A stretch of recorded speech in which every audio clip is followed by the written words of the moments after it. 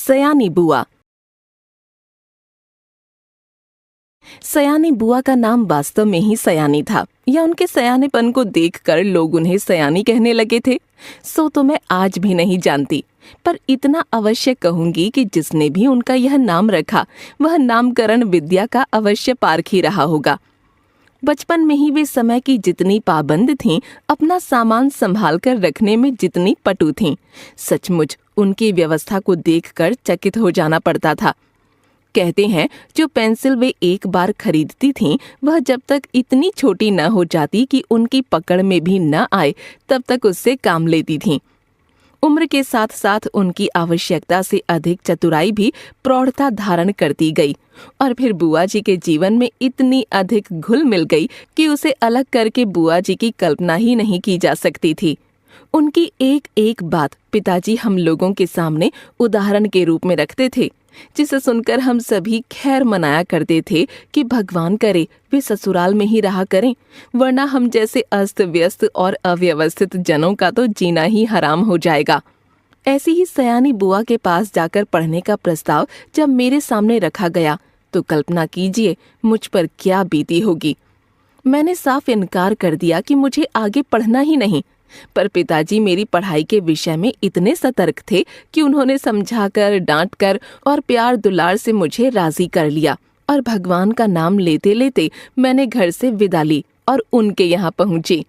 इसमें संदेह नहीं कि बुआ जी ने बड़ा स्वागत किया, पर बचपन से उनकी ख्याति सुनते सुनते उनका जो रौद्र रूप मन पर छाया हुआ था, उसमें उनका वह प्यार कहाँ तिरोहित हो गया मैं जान ही न पाई।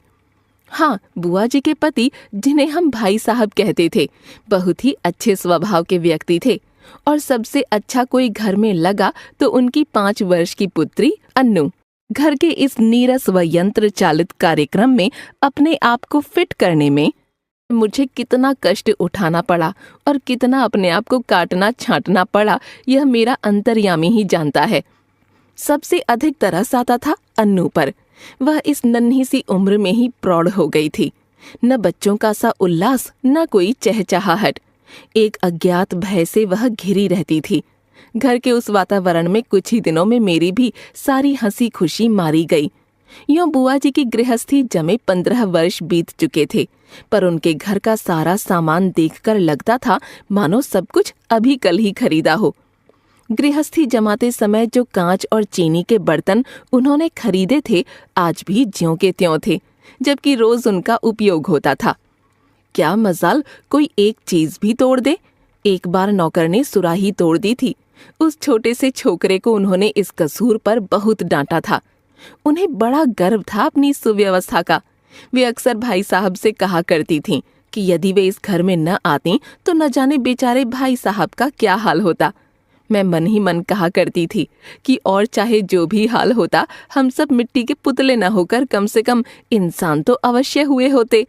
बुआ जी की अत्यधिक सतर्कता व खाने पीने के इतने कंट्रोल के बावजूद अन्नू को बुखार आने लगा।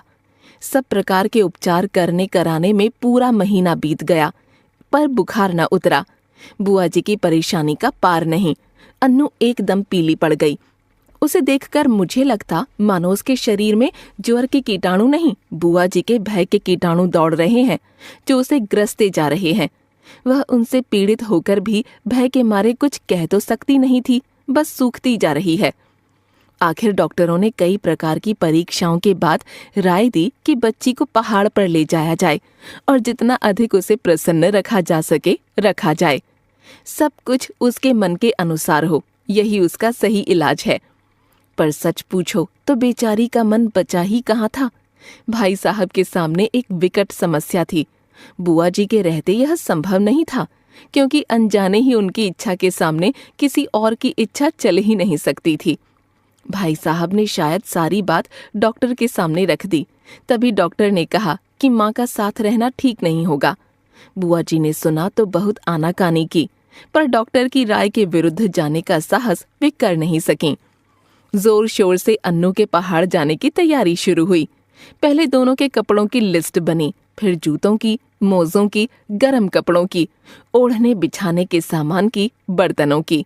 हर चीज रखते समय वे भाई साहब को सख्त हिदायत कर देती थीं कि एक भी चीज खोनी नहीं चाहिए। देखो, ये प्याले मत तोड़ देना, वरना 50 रुपये का सेट बिगड़ जाएगा। और हाँ, गिलास को तुम तुच्छ समझते हो, पर देखो यह 15 बरस से मेरे पास है और कहीं खरोंच तक नहीं है, तोड़ दिया तो ठीक ना होगा।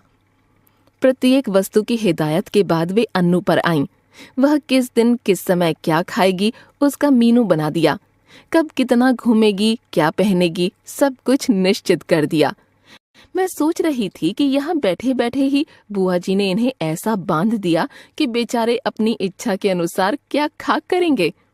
हिदायतों की लंबी सूची के बाद भी उन्हें कहना पड़ा, जाने तुम लोग मेरे बिना कैसे रहोगे, मेरा तो मन ही नहीं मानता। हाँ, बिना भूले रोज एक चिट्ठी डाल देना। भाई साहब एक नौकर और अन्नू को लेकर चले गए। बुआ जी ने अन्नू को खूब प्यार किया, रोई भी। उनका रोना मेरे लिए नई बात थी। उसी दिन पहली बार लगा कि उनकी भयंकर कठोरता में कहीं कोमलता भी छिपी है। जब तक तांगा दिखाई देता रहा वे उसे देखती रहीं। उसके बाद कुछ क्षण निर्जीव सी होकर पड़ी रहीं, पर दूसरे ही दिन से घर फिर वैसे ही चलने लगा।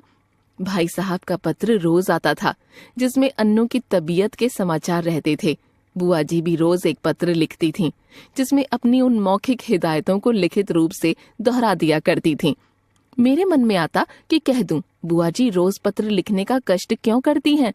भाई साहब को लिख दीजिए कि एक पत्र गत्ते पर चिपका कर लटका लें और रोज सवेरे उठकर पढ़ लिया करें। पर इतना साहस था नहीं कि यह बात कह सकूं। करीब महीने भर बाद एक दिन भाई साहब का पत्र नहीं आया, दूसरे दिन भी नहीं आया। बुआ जी बड़ी चिंतित हो उठीं। उस दिन उनका मन किसी भी काम में नहीं लगा। घर की कसी कसाई व्यवस्था कुछ शिथिल सी मालूम होने लगी। तीसरा दिन भी निकल गया। अब तो बुआ जी की चिंता का पार नहीं रहा। रात को वे मेरे कमरे में आकर सोईं, पर सारी रात दुःस्वप्न देखती रहीं और रोती रहीं। वे बार बार कहती कि उन्होंने स्वप्न में देखा है कि भाई साहब अकेले चले आ रहे हैं, अन्नू साथ नहीं है, और वे फूट फूट कर रो पड़तीं। मेरा मन भी कुछ अन्नू के ख्याल से कुछ बुआ जी की यह दशा देखकर बड़ा दुखी हो रहा था। तभी नौकर ने भाई साहब का पत्र लाकर दिया। बड़ी व्यग्रता से कांपते हाथों से उन्होंने उसे खोला और पढ़ने लगीं। मैं भी सांस रोककर बुआ जी के मुंह की ओर देख रही थी कि एकाएक पत्र फेंककर सिर पीटती बुआ जी चीख कर रो पड़ी। मैं धक रह गई। आगे कुछ सोचने का साहस ही नहीं होता। आंखों के आगे अन्नू की भोली सी नन्ही सी तस्वीर घूम गई। तो क्या अब अन्नू सचमुच संसार में नहीं रही? यह सब कैसे हो गया? मैंने साहस करके भाई साहब का पत्र उठाया। लिखा था, प्रिय सयानी, समझ में नहीं आता किस प्रकार तुम्हें यह पत्र लिखूं। जीवन में दुख की घड़ियां भी आती हैं और उन्हें साहस पूर्वक सहने में ही जीवन की महानता है। जो बना है वह एक न एक दिन मिटेगा ही। तुम्हारी इतनी हिदायतों और अपनी सारी सतर्कता के बावजूद मैं उसे नहीं बचा सका। आंसू भरी आंखों के कारण शब्दों का रूप अस्पष्ट से अस्पष्टतर होता जा रहा था और मेरे हाथ कांप रहे थे।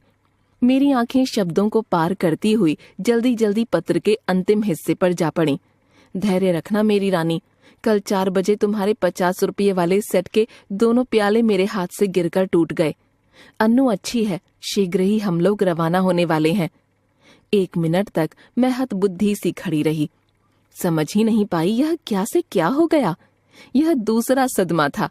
ज्यों ही कुछ समझी मैं जोर से हंस पड़ी।